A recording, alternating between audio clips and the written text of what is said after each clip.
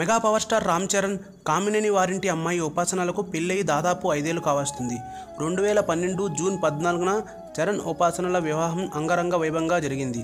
ఇప్పటికీ ఒకరినొకరు సోషల్ మీడియాలో పొగుడుకోవటం, తమ ఆప్యాయతను క్రమశిక్షణను తెలియజేయటం తప్ప అసలు సంగతిని మాత్రం ఇప్పటివరకు చెప్పలేదు ఈ జంట.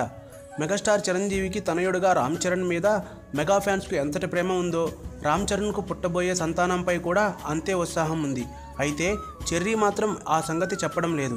రీసెంట్గా చిరంజీవికి ఇదే విషయంపై ఓ ప్రశ్న ఎదురయ్యింది. తాత అని ఎప్పుడు పిలిపించుకుంటారు అంటూ 61 సంవత్సరాల చిరంజీవిని అడిగితే ఆయన సింపుల్గా ఇప్పటికే 3 పిలిపించుకుంటున్నాగా అంటూ నవ్వుతూ సమాధానం దాటేసేందుకు ప్రయత్నించాడు.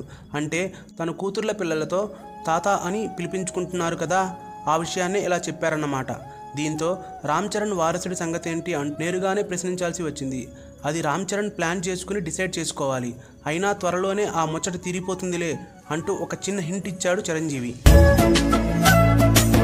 మరిన్ని టాలీవుడ్ లేటెస్ట్ అప్డేట్స్ కోసం మా ఛానల్ ని సబ్స్క్రైబ్ చేయండి.